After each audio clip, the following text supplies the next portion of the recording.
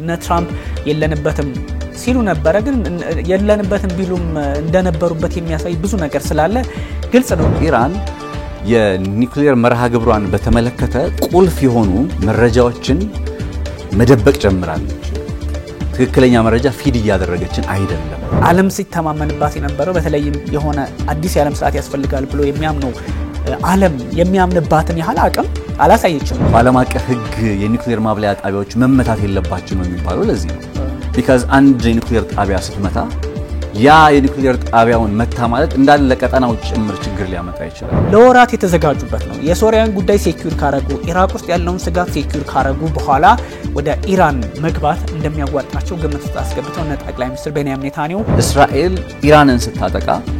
የኒውክሌር ማብለያ ጣቢያዎችን መታው ስትል ምን ማለት ነው የኢራን ፖለቲከኞች በመርህ በጣም ይሞክራሉ በመርህ ለመገዛት ግን ይሆንላችሁ አይደለም ይሄኛው ጉዳይ የሞሳድ ጉዳይ እንደኔ የእስራኤል ጥቃት ስኬት ጥራት ሚስጥር ነው ጤና ይስጥልን ተመልካቾቻችን የተለያዩ ዓለም አቀፋዊ ጉዳዮችን በጥልቀት የሚዳስሰው ኤንቢሲ ዓለም አቀፍ ተጀምሯል ዛሬም ዶትሮው ነጻነት ላቀውና ቢኒያም ካሴ አብራናችሁ ቆይታ የምናደርግ ይሆናል ከኛ ጋር ሆኑ ተመልካቾች ነጽ እንዴት ሁሉ መልካም አለን በጣም ዓለማችን ላይ በርካታ ጉዳዮች ተከስተዋል ነገር ግን ዛሬ ምንም ቀድመንም እንዳነሳውም ጉዳይ የለም የእስራኤልና የኢራን ውጥረት መጠቃቃት ጦርነት ማለት እንችላለን እሱ በጣም የዓለማችን መገናኛ ብዙሃን ያነጋገረ የሚገኝና የዓለምን ፖለቲካ እንደምታ ሊቀይር የሚችል እንዱም ደግሞ ከሆነም ውጥረቱ ከፍ የሚል ከሆነም ወደ ሆነ ጦርነት ሊያመራ የሚችል እንደሆነ የሚጠቁም የተለያዩ ሀገራትን ባንደም በሌላ መንገድ አቋማቸውን የዓለም ፖለቲካ የፈተሸበት ጥቃት ሆኗልና በሁለቱ ኃይሎች መካከል የተፈጠረ ውጥረት እጅግ በርካቶችን ያነጋገረ ከመገኘቱን ባሻገር በጣም አስቸጋሪ ሁኔታዎችን ዓለም ላይ እየፈጠረ ከገበያም አንፃር ከነዳጁም እንዲሁም ቀጠናው ደግሞ ያለበትን ሁኔታ ስለምንረዳ በጣም አስፈሪ የሚባል ነገሮች ናቸው ስንመለከት የነበረውና ዲዮም ብዙ ጊዜ ለሃልነው ይሄ አርባርብ የሚባል ነገር አርባርብ ይሸበራል እንደው የሚለው ዘፈኑ ለምን እንደተዘፈነ ባላቅም አሁን ትላንትና የነበረው ኢየሩሳሌም ላይ ኢራን ጥቃት ሰነዝር የነበረው ሽብርና ስጋት እሱን የሚያስመለክት ነው ከዛም ደግሞ ኢራን እስራኤል የሰነዘረችው እንዳለ ሆኖ ማለት ነው እና ውጥረቱም ያው የመጨረሻው ላይ ስለተነሳን ነው እንጂ ያው መጀመሪያ ላይ ምን እንደሆነ በደንብ ስለምናወራው በየነና አስቸጋሪ አይ ቲንክ እስራኤልም ጥቃት እኮ የተፈጸመው ኦልሞስት አርብ የምትለው ነው አይደል አርብ ሐሙስ ለአርብ ሌሊቱን ያው አርብን ይፈልጉታል ብዙ ጊዜ አይደል አርብ ይሰበራል ኢየሩሳሌምም አይ ቲንክ የግጥሙን አው ያው በሃይማኖቱም ደግሞ አርብ ያላት ጁማ የሚባለው ቀን ከዛም ጋር ሊገናኝ ይችላልና በረመዳንም ሲመጣ በተለያዩ ጊዜያትም እኮ አርብ የሚለው ነገር እኛም እናነሳው ነበርና እስራኤልም አይ ቲንክ ከዚህ ቀደምም ጥቃት ሰነዝር ኢራን ላይ አርብን ትመርጣለች የሚለው ነገር ያው እንዳለ ነው ሶ እውነት ለመናገር ማይ ፈርስት እንትን ልንገርህ የጧት ላይ ዜናውን ስሰማ ላይክ ያው ከጧት ስንነሳር ለዜና የሰማነው አርብ ጧት ላይ ለሊቱን ጥቃቱ የተፈጸመ አደረና ሶ አብዛኞቻችን ጧት ስንነሳ ነው ዜናውን የሰማነውና በጣም ነው የደነገጥኩት ምክንያቱም የባለፈው ፕሮግራማችን ላይ ስናወራ ታስታውስ ከሆነ መጨረሻ መደምደሚያችን ላይ ኢራን ልታጠቃ ትችላለች ካጠቃች በምን ምክንያት ማታጠቃ ከሆነ ደግሞ የሚለውን ነገር ኦሬዲ ያነሳ ነው ነበርና እንዲያውም አንተ በጣም ባጭር ጊዜ ስትል እኔ ተወሰነ ጊዜ የሚራዘም ይመስለኛል ይያልኩ ነበርና ሶ እንደዛ አይነት ሐሳብ ውስጥ ስለነበርኩኝ ፐርሰናሊ በድርድሩ በጣም እምነት ነበረኝ በትራምፕና በኢራን መካከል በመከናወን ላይ የነበረው የድርድር ሂደት በጣም እምነት ነበረኝ ተስፋ ሰጪ ምልክቶችም ታይተዋል ሲባል ስለነበረ በደንብ ሶ ዶናልድ ትራምፕ አታለውታል ይሄ በድርድሩ የሚያምን የነበረውን ኢራንን ጨምሮ በድርድሩ የሚያምን የነበረውን አካል በደንብ አታለውታል ብዬ ነው ጉዳዩን የጀመርኩትና በጣም ከባድ የሆነ ጥቃት ነው የተሰነዘረው የማይካደው ነገር አሁን ያውኛ ጋዜጠኞች ነን ለየትኛውም ወገን ውግንና የለንም ሶ ፋክት ነው ማትከዳቸው ነገሮች አሉ እስራኤል ኢራንን አጠቃች ሲባል ገና ለገና የእስራኤል ላይ ከዚህ ቀደም ክሪቲካል የሆነባቸው ነገሮች ስላሉ አሁን ኢራን ላይ ያደረሰችውን ጉዳት ዝም ብለን አንኳስል እናልፈው አንችልም ሶ ቤዚካሊ በጣም ከባድ ጉዳት ደርሷል የማይካድ ጉዳት የጉዳቱ መጠን ምን ያክል ነው የመሳሰሉት የሚሉት ነገሮች እንመለከታቸዋለን እንደ ባክግራውንድ እንዲሆን ግን ምንድነው የተፈጠረው የሚለውን ነገር ወይም ጥቃቱ እንዴት ነው የሆነው የሚለውን ነገር መመልከት ካስፈለገ ለሊት 9 ሰዓት አካባቢ ነው አይደል ሐሙስ ለአርብ 9 ሰዓት አካባቢ ላይ የመጀመሪያው ጥቃት በቴህራን ውስጥ በሚገኝ የአንድ አፓርትመንት ላይ ቴህራን ውስጥ የሚገኝ አፓርትመንት ላይ የመኖሪያ አፓርትመንት ነው እዛ ጋር ጥቃት ተፈጸመና በዛ ነው የጀመረው ጥቃቱ ቴህራን ውስጥ ነው የጀመረው ቴህራን ውስጥ ጥቃት ተጀምሮ አፓርትመንቱ ላይ ጉዳት ደርሶ እንግዲህ አፓርትመንቱ ኢላማ የሆነበት ምክንያት ለምንድነው ያው በኋላ ላይ የምናያቸዋለን የተገደሉ የኢራን ወታደራዊ ጀነራሎች የኒውክሊየር ሳይንቲስቶች የመሳሰሉ ሰዎች ያሉበት ስፍራ ነው ስለተባለ ይመስላል ቴህራን ውስጥ አፓርትመንቱ ጥቃት ከደረሰበት በኋላ ደግሞ ከአንድ ሰዓት በኋላ እንግዲህ በዚህኛው ድንጋጤ ውስጥ ኢራን ያለች ማለት ነው ከአንድ ሰዓት በኋላ ሁለተኛ የጥቃት ምዕራፍ ቀጠለ which is ናታንዝ እየተባለ የሚጠራውን የኒውክሊየር ማብሪያ ጣቢያ ያነጣጠሩ እንግዲህ ናታንዝ የኢራን የኒውክሊየር ልብ ምት ነው የሚባለው ሶ እሱን ያነጣጠሩ ጥቃቶች በተከታታይ መድረስ ቀጠሉ ከዛ እነ አራክ እየተባሉ የሚጠሩ ኢስፋሃን እየተባለ በሚጠራ የኒውክሊየር ኮምፕሌክስ ላይ ተብሪዝ ከዛ ደግሞ የሚሊታሪ የሚሳኤሎች ቤዝ አለ አንድ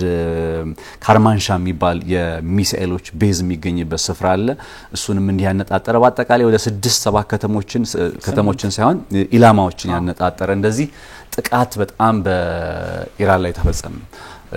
ዛሬም ከንትን ካለ ሆርዶፋ በመጀመሪያው ጥቃት ላይ ለምሳሌ አልተጠቃለለም ነበር ሆርዶፋ የሚባለው የእንትን የኒውክሊየር ሳይት which is ዋነኛ የሚባለው በተራሮች መካከል ተደብቋል የሚባለው ጥቃት አልተጠቃለለም ነበር በመጀመሪያው ቀን ትላንትና ግን እስራኤል ኢላማ አድርገዋለች ሶ ቁጥሩ እየጨመረ መምጣቱ አይቀርም ለፈልጌ ነው የመጀመሪያው ቀን ላይ ግን እነዚህ ነበሩ ዋነኛ እንትኖች የነበሩት የእስራኤል ኢላማዎች የነበሩትና በእነዚህ ስፍራዎች ላይ እስራኤል ይሄንን አይነት ፕሪሳይስ የሆነ በአንድ ጊዜ ወታደራዊ ጀነራሎችን የጦር መኮንኖችን የኒውክሊየር ሳይንቲስቶችን የገደለችበት አይ ቲንክ ከ3 እስከ 6 የሚሆኑ የኒውክሊየር ሳይንቲስቶች ተገድለዋል ይባላል ከ3 እስከ 6 አስበው ይሄ በኢራን ያላለፉት በርካታ አመታት ኒውክሊየርን ስትታገል ለነበረች ሀገር የኒውክሊየር ሳይንቲስት ማጣት ወታደራዊ ጀነራሎቹን እነ ሁሴን ሳሊሚን ወዲያው ተኳቸው የአይአርጂሲ መሪዎችን የኒውክሊየር ሳይንቲስቶችን ግን እንዴት ይተኳቸው የማይተኩት እነሱ ናቸው ሶ ይሄኛው ነገር በጣም በኢራን ታሪክ ውስጥ በጣም ባለፉት እንግዲህ ከ1979 በኋላ እንደዚህ አይነት ከባድ ጉዳት በአንድ ጊዜ በተመሳሳይ ሰዓት የኒውክሊየር ጣቢያዎቿ ተመተው ያውቁም ከዚህ ቀደም እኮ ኢራን ተመታለች በእስራኤል ኢራንም እስራኤልን መታለች ኢራንም በእስራኤል ተመታለች ሁለቱም ተመላልሰዋል ያው የሚታወሰው ስለሆነ በእነዛ ጥቃቶች ላይ ግን የጸረ አየር ላይ ጥቃት መከላከያ ቴክኖሎጂዎች የሚሳኤል ቤዞች የመሳሰሉት ነበር ኢላማ የሆኑት እንጂ የኒውክሊየር ጦር ሰፈሮች ኢላማ አልነበሩ ሶ አሁን የኒውክሊየር ማብላያ ጣቢያዎች የኒውክሊየር ኮምፕሌክሶች የኒውክሊየር ፋሲሊቲዎች በዚህ ደረጃ የእስራኤል ጥቃት ኢላማ መሆናቸው እስራኤሎች ምን ያክል ቆርጣው እንደገቡበት ይሄንን ጉዳይ በቃ ሬድ ላይን ነው የሬድ ላይን የቀይ መስመር ነው በጣም ከልክ ያለፈ ነውና ምን ያክል በቃ ጫክነው እንደገቡበት የሚያመላክት ያስብላል ማለት ነው ቢኒ ጥቃቱ እንዳልከው በዚህ ልክ ኢራን በዚህ ልክ አየር ክልሏ ክፍት ነው ወይ የሚል ጥያቄም ታነሳለ አንደኛ በአንድ ጥቃት ያው 5 ዙር አካባቢ ነው የመጡት ሚሊተሪ ወታደራዊ ጀቶቹ እንደምታውቀው በ5 ዙር ውስጥ በዚህ ልክ እነ ሁሴን ሳላሚ የአርጂሲ እንግዲህ አዛዥን እንዱም የአየር ኃይሉ ከዛዋና ጦር አዛዡ እነዚህ ሁሉ ህይወታቸውን እስኪያጡ 6 ደግሞ ቁልፍ የሚባሉ ኒውክሌር ሰዎቻቸውን እስከሚያጡ ድረስ ምን ላይ ነበሩ ምንድነው የሚያደርጉት የሚለውን ጥያቄ ታነሳለና በዚህ ልክ ነው ወይ በርግጥ የኢራንን ብቻ እነዚህ በይቫር የሚባሉ የአየር መከላከያ ስርዓቶች አሉ እነሱን ሁላ ጥሰው ነው የገቡት ከዛ ደግሞ ተሻገር የና ሩሲያ ኤስ300 የሚባሉት ምንድን ነበር ሲሰሩ የሚለውን ጥያቄ ማብራት አነሳለና ብዙ ጊዜ እንደሚባለው አይነት ነገር አለማችን ተስፋ ያረጋችባቸው ኃይሎች ጥያቄ ውስጥ የገቡበት ጥቃት እንደሆነ ይሰማኛል እንዳልከው አንተና እኔ በመንሰራቸው ፕሮግራሞች መሬት ላይ ያለውን ሀቅ ነው ከዛ ውጭ እንትን የምንለው ነገር የለምና ናታንዝ ወደሙ ሲባል ናታንዝ ተመቱ ሲባል ሁለቱም በኩል ፕሬስ ቲቪ የሚያወጣውን ሳይቀር አልጀዚራ ሲኤንኤን በሁሉም ምንድናቸው እስራኤል ውስጥ ያሉትንም ታይምስ ኦፍ እስራኤል ሳይቀር እነሱን ሁሉ አይተን መዝነን ነው እንግዲህ ለተመልካቾቻችን የምናመጣውና ይሄ ዝም ብሎ ለሆነ ግባት ለሆነ ነገር የምናቀርበው ስላልሆነ እንደውም አንዳንድ ጊዜ በእንደዚህ አይነት ሞመንቶች በእንደዚህ አይነት ቅጽበቶች እንዲህ አይነት ፕሮግራም ያስፈልጋል ያለውን እውነታ የሚናገር አይነት ነገር ነውና አንዱን የማስደሰት አንዱን እንዲከፋው የማድረግም ሳይሆን ያለውን ሀቅ የማስረዳት ነው ከዚህ በፊት በባህሪያችን የሚባለው ነገር አለ አይደል ይሁን ተገፋ የሚባልን ኃይል ኢትዮጵያን ፌቨር ያረጋሉ እንደሚባለው አይነት ነገር ሊሆን ቢችላል ተብሎ ስለሚታሰብ ካልሆነ በስተቀር አላቅምና ኢራን በተደጋጋሚ ዲፌንድ እንደምታረግ ኢራን አቅሙ እንዳላት በስፋት አወርተናቃለን ስለ አቅሟ ከዚህ በፊት አሁንም አቅም የላትም ማለት አይደለም ወዲያውኑ የትኛው ሀገር ነው 100 ድሮን ከዛ 200 ምናምን ሚሳኤል ወዲያውኑ ጥቃት ሲሰነዘርብን መልሶ ጥቃት ቢስ ማንንም አያረጋው ማንንም ሀገር እንደማያረጋው እንኳን ሚድል ኢስት ላይ ያለ ሀገር ቀርቶ ማንንም እንደማያረጋው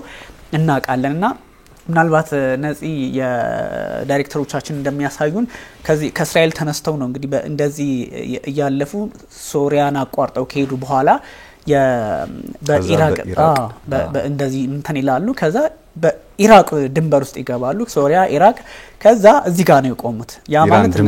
ድንበር ላይ ማለት ነው ስለዚህ ቀዩ የኢራን ነው በተወሰነ መጠን ነው እነዚህ ሁለቱ ፕሌኖች ወይንም ሌሎቹ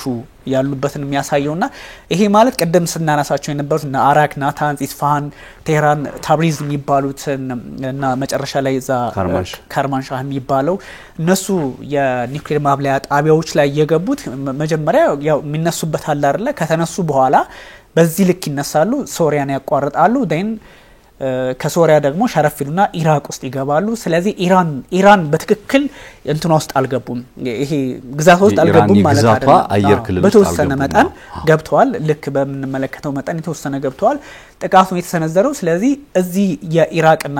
በሶሪያ መተው ኢራቅ ላይ ሆኖ ነው ማለት ነው እነዛን ምንመለከታቸው ሚሳኤሎቹም እንደምትመለከታቸውና በዚህ ልክ ነው ጥቃቱ የተሰነዘረውና እንደዚህ አይነት ነገሮች በመሃል ሪፊል አርገዋል ከዛ ደግሞ የሄዱበትን ርቀት ወደ በኋላ ልንመጣበት እንችላለን በቪዲዮ እንጂ መጀመሪያ የአየር መከላከያ ስርዓቶችን እንዴት ማውደም እንዳለባቸው የሚሳኤል ሲስተሞች እንዴት ማውደም እንዳለባቸው ከዛ ፋሲሊቲዎችን እንዴት መምታት እንዳለባቸው አይነት ያው ለወራት የቆየ ዝግጅት ያደረጉት ነው ነሙሳድም በዚህ ጉዳይ ላይ ትልቅ ተሳትፎ እንዳላቸው ይታወቃልና በዚህ ሂደት ላይ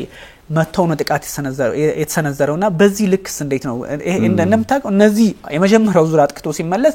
ከዛ ሌላ ይመጣል 5 ዙር ነው እንግዲህ እነዚህ 5 ዙር በ8 ሳይት እንደውም 100 ጥቃቶችን በ300 አሚኒሽንስ ወይም ደግሞ የጦር መሳሪያዎች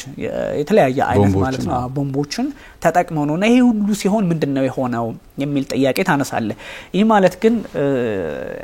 ኢራን ተመታች ኢራን አለቀላት ምናምን የሚል ትርጉም የለውም ግን እስራኤል በዚህ ልክ አግሬሲቭሊ ስትመጣ የኢራን ደጋፊዎች ወይንም ደግሞ ኢራን ጎን ናቸው ብለን የምናስባቸው ሀገራት እነ ራሺያ እነ ቻይና ምንድነው ያረጉት ካልክ ጠንከር ያለ መግለጫ ለመስጠት እንኳን ትንሽ እንትን ሲሉ ነበር እንደውም በመንግስታቱ ድርጅት ላይ በተጠራ እንዳስቸኳይ ጉባኤ ላይ ነው እስራኤል የፈጸመችው ጥቃት ልክ አይደለም እንደውም የኒውክሌር ጣቢያዎችን ራሺያ እንደዚህ አይነት ነገሮችን ስታነሳ ይገባል መቼስ የኒውክሌር ጣቢያዎችን መምታት ህገወጥ ነው ዓለም አቀፉን ቻርተር የጣሰ በጣም ተቆጥታ ሐሳቧን የገለጸችው እዛ ላይ ነው እንጂ በግልጽ እንደው ይሄን ነው የምትለው ወዲያውኑ ጥቃት ሲሰነዘር የነ ትራምፕ አቋምኮ ለይቷል አይደለ የለውበትም ሲሉ ከቆዩ በኋላ እንግዲህ ኢራን ብታቆም ይሻላታል ካልሆነ ወይም ደግሞ ምትደራደር ይሻላታል የማይሆን ከሆነ ጥቃት ሰነዘርባታል የሚል ግልጽ አቋማቸውን አራመዱ ከዛ ደግሞ እስራኤልን የመከላከል ግዴታ እንዳለባቸው ጭምር ተናገሩ ዋርባው ፑቲን ሲባሉ መግለጫ ሰጡ በክሬምሊን በኩል መግለጫ ሰጡ አግባብ እንዳልሆነ ማንንም እኮ ያላለ ሳውዲ አረቢያም አርጋዋለች እና ቻይናም እንዲሁ መግለጫ ሰጥተዋል እንዲያውም እስራኤል እኮ ቀይ መስመሩን ጣሰች የሚል መግለጫ ወይንም ሐሳብ የቻይና ተወካይ በመንግስታቱ ድርጅት አምባሳደሩ ሐሳብ አንስተዋል ግን ይሄ ሁሉ ከመግለጫ የተሻገረ ባይሆንም ያው ሀገራት አይተበቅባቸውም በርግጥ ባንዳንድ ጦርነቶች ላይ እንዲሳተፉም አንፈልግም እኛም ምክንያቱም ነገሮችን ዲስኬሌት ማድረግ ስለሚያስፈልግም ሊሆን ይችላል ግን ይሄኛው በእስራኤል በኩል ያሉት ኃይላት ግልጽ አቋማቸውን አሳይተዋል ማለት ይችላል እነ ትራምፕ የለንበትም ሲሉ ነበር ግን የለንበትም ቢሉም እንደነበሩበት የሚያሳይ ብዙ ነገር ስላለ ግልጽ ነው ግን ከዛም በኋላ አቋማቸውን ለውጠው በአንድ ሰዓት ውስጥ ነው የለወጡት ባይዘኝ እስራኤልን የመከላከል ግዴታ አለብን የሚል አቋማቸውን አራመዱ የጀርመኑ መራሄ መንግስት የፈረንሳዩ እስራኤል የመከላከል መብት አላት ራሷን የመከላከል መብት አላት ዋርባው ኢራን ስትል ኑክሌር ማብላላት አችልም ነው የሚሉ ሰው በጣም አስቸጋሪ እንትን ያየንበት በቃ መካድ የሌለበት ነገር ሁለቱም ኃይሎች አሁን ኢራን ጥቃት ሰንዝራለች አይደለ ቴልአቪቭ ላይ በጣም ማታ ከባድ አይነት ነውጥ ስናይ ነበር ግን ምንድነው የትኛው ቦታ ላይ ነው ያረፈው ስትራቴጂክ ነው ወይ ምንድነው የሚለውን ጥያቄ ስታነሳ ተመልካቾቻችን ሊያነቡት ሊያዩት ግራ ቀኙን ሊመለከቱት ይችላሉና ይሄን ነገር ስትመለከት ብዙ ኃይላትን እኔ ጥያቄ ውስጥ ማስገባት ጀምሬያለሁ በዚህ ጥቃት ዴፊኒትሊ የኢራን አይ ሚን ድርድር የሚል ተስፋ ነበር አሁን ይሄ ድርድሩ ጉዳይ በቃ በጣም መሰረታዊ ነው ማለት አሁን የፊታችን እሁድ እኮ ነው አይደል ነገ ዛሬ ቅዳሜ ፕሮግራሙ እንደምንሰራ ሰዎች ነገ የፊታችን እሁድ ድርድር ይደረጋል ተብሎ ይጠበቅ ነበር እንዳልኩ ደግሞ በድርድሩ ላይ ኢራኖች ጥያቄያቸው የነበረው የማዕቀብ ይነሳ የሚለው ጉዳይ ነው ሶ በዶናልድ ትራምፕ ደግሞ ሁለት ነገሮች ቀይረውታል ይባላል ዶናልድ ትራምፕ አንደኛ የጠቅላይ ሚኒስትር ቤንያሚን ኔታንያሁ ባለፈው 40 ደቂቃ የፈጀ የስልክ ቆይታ ካደረጉ በኋላ ሙሉ በሙሉ ቀድሞ የነበራቸውን ኢራን ኒውክሊየር በተወሰነ ደረጃ ለሰላማዊ አላማ ቢሆንም ታበልጽግ የሚለውን ሐሳባቸው ሙሉ በሙሉ ሽፍት አድርገዋል ይባላል ሊትራሊ ሙሉ በሙሉ ኔታንያሁ ተጽዕኖ ማለት ነው ሶ በዚህ አይነት ሁኔታ ላይ ሌላ አንድ በጣም ታሳቢ መደረግ ያለበት ጉዳይ ደግሞ እንደ ፑሽንግ ፋክተር ሆኖ እንዲነሳ እንደ ገፊ ምክንያት ሆኖ እንዲነሳ ባለፈው ሳምንት የዓለም አቀፉ የኢነርጂ የአቶሚክ ኢነርጂ ኤጀንሲ IAEA ኢራንን በተመለከተ አንድ ያወጣው ሪፖርት ነበር ያ ኢራንን የተመለከተ ያወጣው ሪፖርት ምንድነው ኢራን የኒውክሊየር መርሃ ግብሯን በተመለከተ ቁልፍ የሆኑ መረጃዎችን መደበቅ ጀምራለች ትክክለኛ መረጃ ፊድ ያደረገችን አይደለም አለ ከዚህ ቀደም ካስታወስ 60% የሚጠጋ ወደ 6 ወይ 7-8 ቦምብ ማበልጸግ የምትችልበትን የዩራኒየም ክምችት አድርሳለች ብሎ ተናግረው ነበር እስከ 10 ብለዋል እንግዲህ 9ም 10ም እንደዛም ያደርሱታል አንዳንዶች ያን ያክል ደረጃ አድርሳለች ተብላ እቺ ሀገር ዴን መጨረሻ ላይ ግን አሁን ከአንድ ሳምንት በፊት ከዚህ ጥቃት ከመፈጸሙ ከአንድ ሳምንት በፊት ነው ልክ ነው ኢራን እየደበቀች ነው መረጃውን ተባለ ይሄኛው ነገር ለእስራኤል ለኔታንያሁ የድንጋጤዎች ሁሉ ድንጋጤ ነው ገብቷል እስከ ተወሰነ ጊዜ ድረስ 60% እስከሚደርስ ድረስ ያቁ ነበር ምን እየገባ ነው ምን የሚለውን ነገር ባለም አቀፉ ማህበረሰብ ዘንድ ይታወቅ ነበር ዴን አይታወቅም ተባለ ይሄኛው ጉዳይ ጠቅላይ ሚኒስትር ቤንያሚን ኔታንያሁን ወደዚህ ውሳኔ ውስጥ እንዲመጡ በቃ ኢራንን እንግዲህ መጣ ይምጣ ብለው እንዲያጠቁ because በቆየሽ ቁጥር ይሄ ብሬክአዌይ ፖይንት ምንለው ከዚህ ቀደም ያነሳ ነው ኢራን ኒውክሊየር አለኝ ብላ ኒውክሊየር ፓወርድነቷን በይፋ የምታረጋግጥበት ወይ የምታወጅበት ጊዜ እንግዲህ ከሳምንታት እስከ ወራት ድረስ ይመጣል ኔታንያሁ በርግጥ አንድ አመትም ወራትም ይፈጃል ነው የሚሉት እንግዲህ ከዛውም የእስራኤል ጦር ያለው ኢራን የደረሰችበት አቅም የማይመለስ ደረጃ ላይ ደርሳለች ነው እንግዲህ የማይመለስ ደረጃ ታስታውስ ከሆነ ጠቅላይ ሚኒስትር ቤንያሚን ኔታንያሁ በተባበሩት መንግስታት ድርጅት ያንን ቀዩን እንትን ይዘው የቦምብ ምልክት ይዘው ፈርስት ስቴጅ ሰከንድ ስቴጅ ከዛ ፋይናል ስቴጅ የሚል ምስል ያሳዩ ኢራን የኒውክሊየር አቅሟ እንትን ማለት ያለበት በቃ መብረክረክና ሽባ መሆን ያለበት ሰከንድ ስቴጁን ከማጠናቀቋ በፊት ነው ይላል ይሄን እንግዲህ ከአመታት በፊት የተናገሩት ሐሳብ ሰከንድ ስቴጁ ማለት ምንድነው 90% ድረስ እስከሚደርስ 90% አደረሰች ማለት ሰከንድ ስቴጅ አደረሰች ይባላል ዴን ፋይናል ስቴጁ የሚባለው ዌፐናይዝድ ማድረግ ወይም ወደ ጦር መሳሪያ መቀየር የሚለው ነው ሶ 90% ከመድረሱ በፊት ክሪፕልድ በቃ ሽባ መሆን አለበት ብለው ይሄንን አቋም ድሮም ሲያራምዱ ነበር ኔታንያሁ ስለዚህ አሁን ኢራን 60% ማድረሷን እንግዲህ IAEA አረጋግጧል 60% ኢራን የማበልጸጓን ዴን ይሄ 60% ከተባለ 4-3 ወይ እንደዚህ ወራት ይሆናል በነዛ ወራት ጊዜ ውስጥ ደግሞ በየወሩ የምታበለጽገው የዩራኒየም መጠን በተወሰነ ኪሎግራም 41-42 ኪሎግራም በየጊዜው እየጨመረ ይመጣል ሶ ኦልሞስት ኢራን ወደ ፋይናል ስቴጁ ልታልፍ ወይም ሰከንድ ስቴጅ ልታልፍ የምትችልበት ሁኔታ መምጣቱ እንግዲህ እንትን ሚል ከሆነ ውሃ ያንሳም ወይ ኔታንያሁ ኢራንን ስጋት ነች ማለታቸው ልክ ነው ወይስ ልክ አይደለም በሚለው ላይ ብናወራ ወይ ማሳብ ብንለዋወጥ አቋሜን ነግራለሁ ግን አሁን እንደ ሪዝን እንደ ምክንያት አድርገው የሚያቀርቡት ነገር ነው ያነሳ ያለው እነ ኔታንያሁና የእስራኤል ባለስልጣናት ይሄንን የኒውክሊየር መርሃ ግብር ሽባ ማድረግ አለብን ብለው ተዘጋጅተዋል ላስት ታይም ስናነሳ እንደነበረው ሁሉም ቅድመ ዝግጅቶች ተከናወኑ ቁጥራቸው ወደ 200 የሚጠጋ የጦር ጀቶች ተቀባበሉ F-15 F-16 እንዲሁም F-35 ሁሉም አሜሪካ ሰራሽ ናቸው ከዛ በኋላ እነዚህ ጀቶች እንግዲህ ሰዓቱ ሲደርስ ቅድም በምስሉ ላይ እንደምታሳየው ኢራን ድንበር ደርሰው ናታንዝ አልቀረም፣ ኢስፋሃን አልቀረም፣ የሚሊታሪ ቤዞች የሚሳኤል ቤዞች አልቀሩም። ለምሳሌ ቅድም ያያየው ነበር እዚህ ምስል ላይና የካርማንሻ የሚባለው ድንበር ከኢራን ድንበር ጋር ከኢራቅ ጋር የሚዋሰኑበት ድንበር ላይ ያለው ስፍራ እሱ የሚሳኤል ቤዝ ነው፣ የሚሳኤሎች ማከማቻ ስፍራ ነው። ከዛ ውጭ ያሉት እነ ናታንዝ እነ አራክ ቴብሪዝ የመሳሰሉት ደግሞ ሙሉ በሙሉ የኒውክሊየር ማብለያ ጣቢያ ኮምፕሌክስም ፋሲሊቲም ያቺ ካርማንሻ የምትባለው እሷ የሚሳኤል ቤዝ ነች። ከዛ ውጭ ያሉት የኒውክሊየር ኮምፕሌክሶች ናቸው። ያው ኢራን ውስጥ ደግሞ ባለስልጣናቱ አሉ፣ የኒውክሊየር ሳይንቲስቶች አሉ። ይህንን ስታደርግ አሁን ምንድነው ቅድም እኮ ጥያቄ ያነሳ እንዴት ኢራኖች እንዴት መመከት አልቻሉም? ኤፍ-3 ማለት ኤስ-300 የት ገባ? የነሱ የጸረ አየር ላይ መከላከያ የት ገባ ሲባል አንድ ዘገባ እየተመለከትኩ ነበርና በጣም ያው ሞሳድ አፍተር ኦል ሞሳድ ነው። ይሄንን ነገር ስናከር እንግዲህ ብዙዎች እንዴ ሊሉ ይችላሉ፣ ግን ሞሳድ ነው። ባለፈው እንትን ላይ ታስታውሳለ ዩክሬን ላይ እንዴት ድሮኖችን አስገብተው የሩሲያን ጥቃት እንደሰነዘሩበት ምናስታውሰው ነው። እንዲያውም ከዛ ጀርባ ሞሳድ አለ የለም የሚል ሐሳብ ይነሳል ይያልን ነበር። ኤግዛክትሊ ኢራን ውስጥ በዩክሬን ሩሲያ ላይ የፈጸመችው አይነት ጥቃት ነው የደገሙት። እንዴት መሰለ መጀመሪያ ሞሳድ የሚባለው አካል ኮማንደሮቹን እነዚህ የጦር ጀቶች ከመነሳታቸው ከቀናት ከምናምን በፊት ከወራት በፊት ሊሆን ይችላል እዛው ኢራን ውስጥ አስገብቷቸዋል። ኢራን ውስጥ ገብተው የአሰሳ ስራ ሲሰሩ ነበር፣ የስለላ ስራ ሲሰሩ ነበር። ደን 3 ዓላማ አላቸው ተባለ ባጭሩ ለማስቀመጥ። የመጀመሪያው ዓላማ የካሚካዚ ወይም ሱሳይዳል ድሮኖችን ባለፈው ዩክሬን ሩሲያ ላይ የተጠቀመችውን አይነት የካሚካዚ ድሮኖችን በመጠቀም የኢራንን የሚሳኤል ላውንቸር ሲስተሞች የሚሳኤል አስወንጫፊዎቹን ሄደው አጋዩዋቸው። እዛ ቁጭ ብለው ነው እንግዲህ ኮማንደሮቹ እንደዚህ በእንትን ምናምን ሞባይል በሚመስል ነገር እየተመሩ እዛ ቁጭ ብለው የሚሳኤል ላውንቸሮቿን ኢራን አሉኝ የምትላቸውን የሚሳኤል ላውንቸሮች በ500 በ400 ስንል የነበረው ድሮን አይነት ማለት ነው። በእንደዛ አይነት ድሮን አጋዩት። የመጀመሪያው ስራቸው ይሄን ነው። ሁለተኛው ነገር ቀድሞ ጦር መሳሪያ ይዘው ገብተዋል። ሲገቡ ወደ ኢራን ውስጥ ሲገቡ የሞሳድ ሰዎች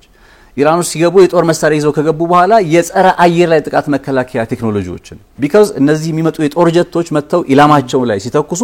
ምን መሆን አለበት? ሰማያዊ መጽዳት አለበት፣ እነሱ ላይ ጉዳት መድረስ የለበትም። ስለዚህ የሞሳድ ሰዎች ያደረጉት ምንድነው? ያንን ይዘው የገቡትን የጸረ አየር ላይ ጥቃት መከላከያ ቴክኖሎጂ በመጠቀም የጸረ አየር ላይ ጥቃት ኤስ-300 ሊሆን ይችላል ቅድም ስጠራ የነበረ የራሷ የኢራንም እንደዚሁ አለ መከላከያ ቴክኖሎጂ እነሱን መቷቸው። then ሰማዩ ተከፈተ ማለት ነው። ስለዚህ በነጻነት መብረር ቻሉ የኢራን የእስራኤል የጦር ጀቶች። ሶስተኛው ዓላማቸው የነበረው እነዚህ የእስራኤል ጥቃት የሚተኩሱት እንግዲህ አተው ከሆነ ከእስራኤል ከኢራቅ ድንበር ነው አይደለ? ብዙ ርቀት ነው ወደ ውስጥ የሚገባው። ትክክለኛ ሎኬሽኑ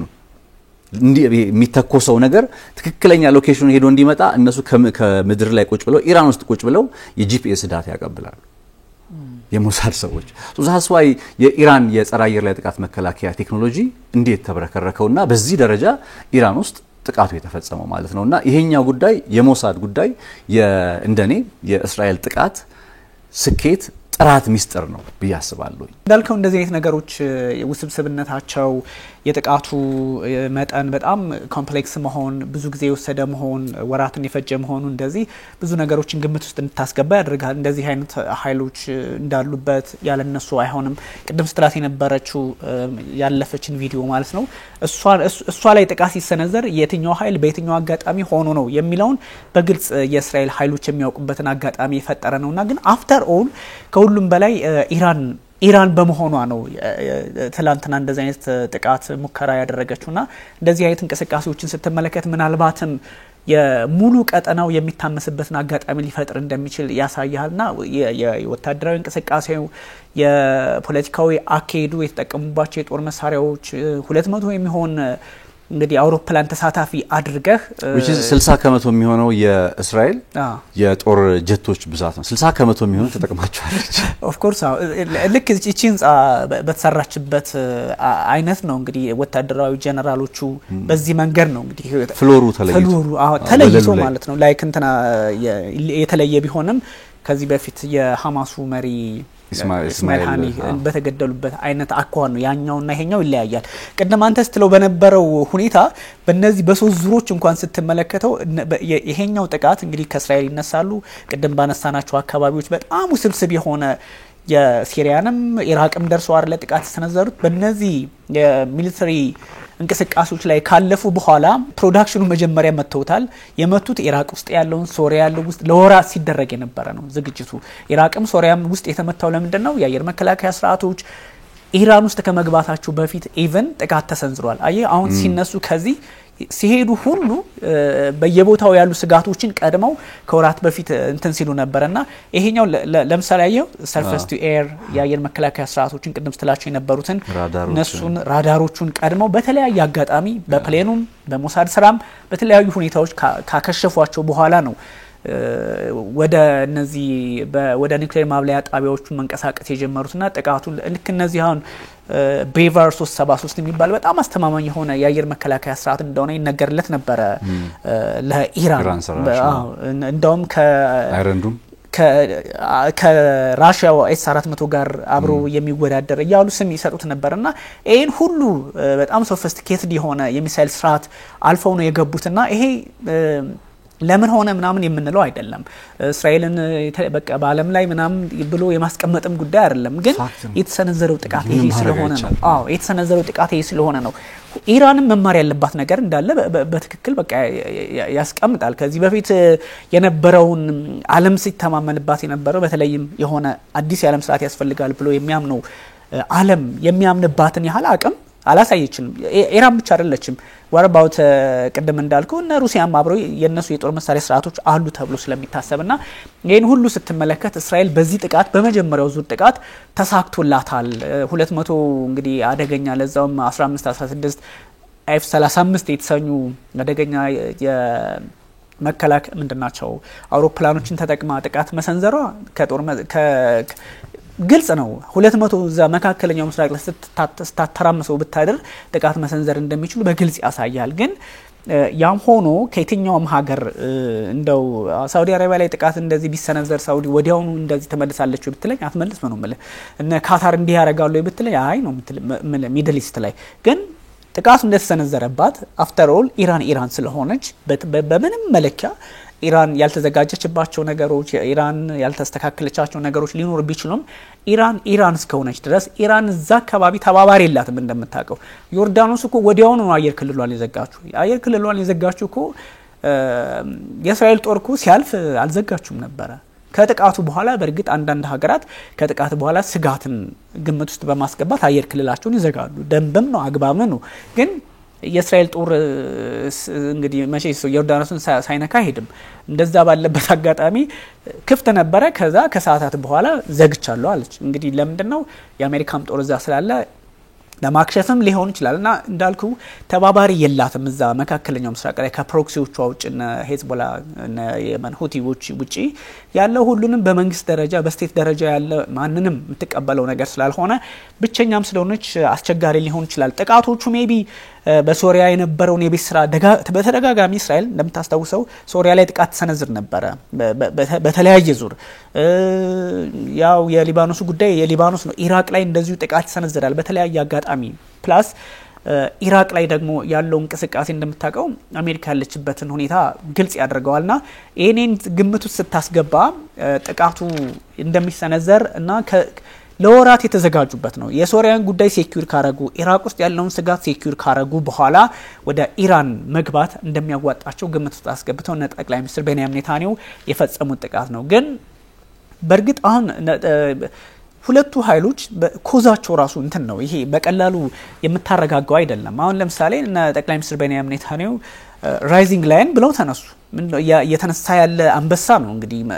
ነው አይደለ ተረጓጉሙ መቼስ ኤክስፕሬሽን ስለዚህ ምንድነው ላይንና ያው አንበሳ ሲባል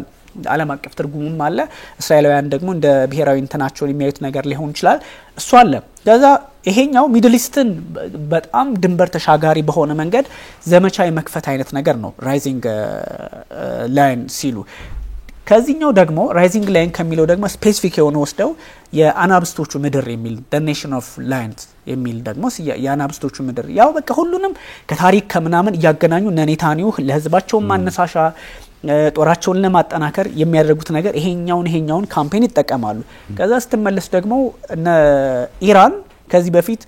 True Promise 1 True Promise 2 የውነት ቃል 1 የውነት ቃል 2 ፈጽመው ነበር አሁን ደግሞ True Promise 3 የውነት ቃል 3 የሚለውን ጥቃት ነው ማታ የፈጸሙት ስለዚህ በቃ የሆነ ሃይማኖታዊ ያስመስሉታል መሪዎቻቸውን ያስመስሉታል ይሄኛው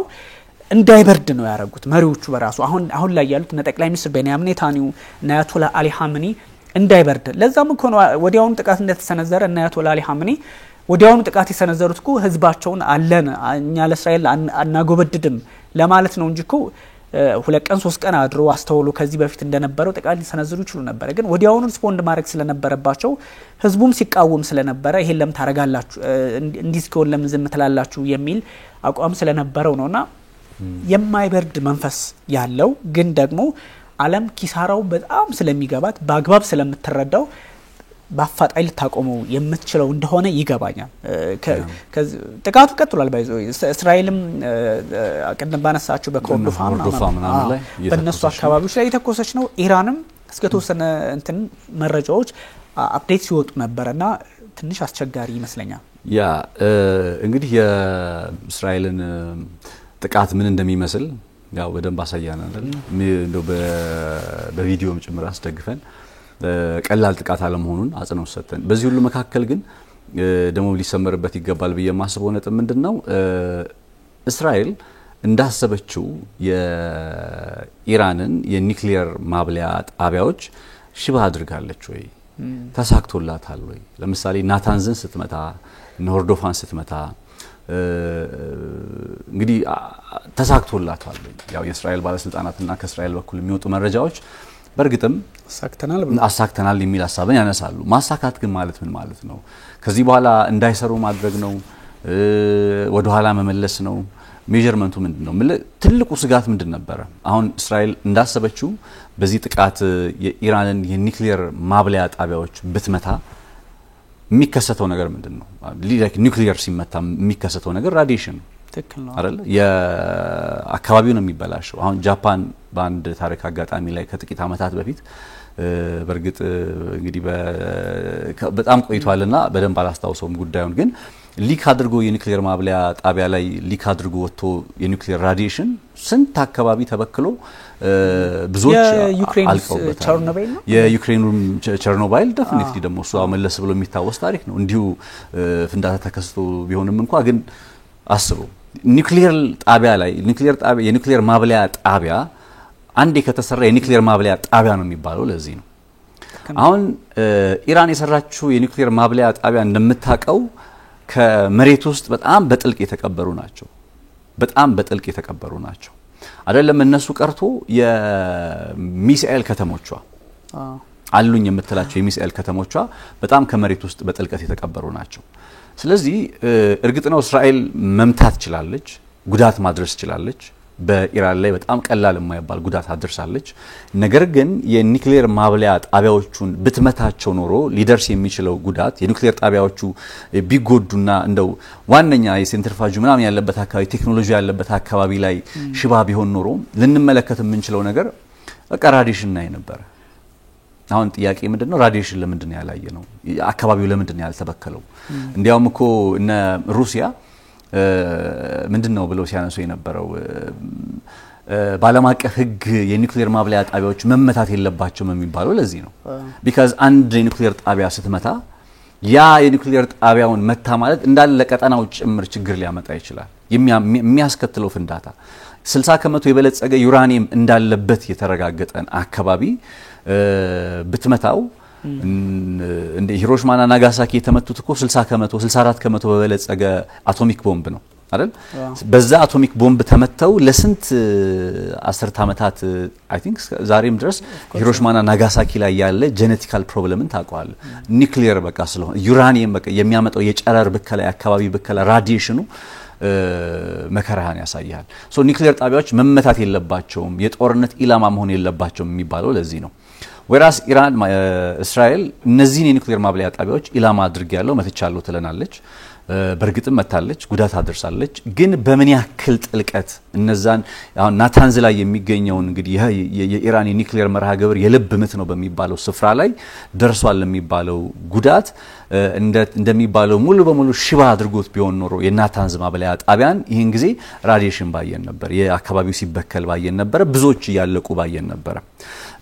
ያ ማለት በመቶዎች የሚቆጠሩ ኢራናውያን አላለቁም ማለት አይደለም ተገለዋል ሞተዋል ከኢራን ጀምሮ በተለያዩ ከተማዎቹ በተፈጸሙ ጥቃቶች ላይ በጣም በርካታ ኢራናውያን ወታደሮችም ንጹሃንም ሞተዋል ይሱ ግን በኒውክሌር ራዲዬሽን መበከል ሊመጣ የሚችለው ሞት ባየን ነበር ነው ይያልኩ ያለውትና ሶ አሁን ከባድ የሚሆነው በየማስበው ኢራን እየተኮሰች ነው አሁን የኢራንን ጉዳይ ማንሳት ማልችለው ለምንድነው እንዳልኩ ዝርዝር መረጃዎች አልወጡም ኢቨን በነፕረስ ቲቪ በኩል ሌላኛው ደግሞ ታስ ማህር ይቅርታ ማህር ኒውስ ኤጀንሲ የሚባል የኢራኖችና እነሱም ጋር ያየው ነበር አሁን ዛሬ ማለዳ ላይ የተፈጸመውን ጥቃት በተመለከተ እስኪ ዝርዝር ጉዳዮች የትኞቹ አካባቢዎች ኢላማ ተደረጉ የሚለው ነገር ይሄ በሶሻል ሚዲያ ሰምባዲ በአርቲፊሻል ኢንተለጀንስ ያቀናበረ የሚለቀው መረጃ ሼር ልናረግ አንችልም ይቅርታ አይደለ ጋዜጠኞች ነን ስለዚህ ማጣራት ስላለብን የሚወጣውን ጉዳይ በተመለከተ ሜቢ ቀጣይ ስንመለስ ኢራን በእስራኤል ላይ የፈጸመችውን ጥቃት ተከትሎ ደረሰ የሚባለውን ጉዳት ልካውን እስራኤል ያደረሰችውን ጉዳት በዝርዝር እንዳየነው ምን መለከት ይሆናል የተጣራ መረጃ ግን ሳንይዝ ማውራት ስለማንችል ጥቃቱም ትላንት ማታ ነው የተፈጸመው ያው እስራኤሎቹ ልዩ የሚያደርገው ወዲያውኑ ሚዲያ ናሬቲቭ መቆጣጠር ስለሚችሉ ወዲያውኑ መረጃውን ያቀርቡላል ኢንዲፔንደንት ይሆን ለምሳሌ ግራውንድ ኒውስ የሚባላል እንደው ተመልካቾች መመልከት ቢችሉ ግራውንድ ኒውስ ማለት በዜና ሲወጣ የሚወጣው ዜና ምን ያክል የማንን ፍላጎት አንጸባርቋል ባለቤቶቹ ማን ናቸው የዜና ጣቢያው ባለቤቶች ማን ናቸው በሰብስክሪፕሽን ነው በርግጥ ማንበብ የሚቻለው በቃ ፕሮፌሽናል በሆነ መንገድ ለአንድ ዜና 78 ከዛም በላይ ሶርሶችን ሰጥቶ ባላንስ ያረክ እንድታይ አለ ለምሳሌ ኢራን እስራኤል መታች በሚለው ጉዳይ ላይ ከኢራን በኩል የሚወጣው ከእስራኤል በኩል የሚወጣው አት ታይም ይዞል ይመጣልና ይሄንን ባላንስ ማድረግ ይግድ ይፈልጋል ወደ አንድ ጽንፍ ላለም ሄድ ልፈልግ ነውና ሶ በኢራን በኩል ያለውንም ቀጣይ እንመለከታለን ግን ቤዚክ መጠየቅ ያለበት አሁን እስራኤል ኢራንን ስታጠቃ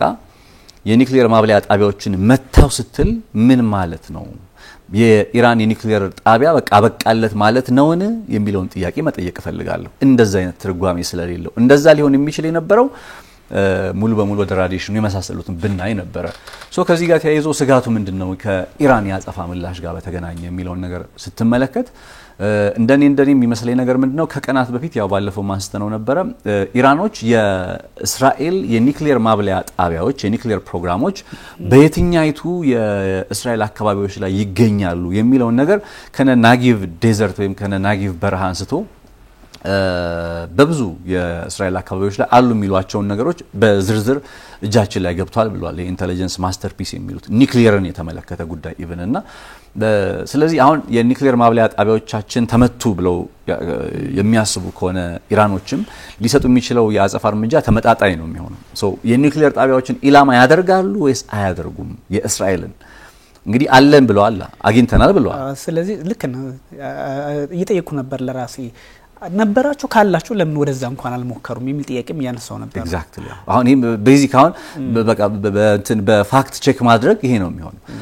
እንዲ ብለው ተናግረው ነበር እንግዲህ አለም ብለው ተናግረው ነበር ደግሞ የእስራኤል በነገር ላይ እንደ ኢራኖቹ ከተራራ ስር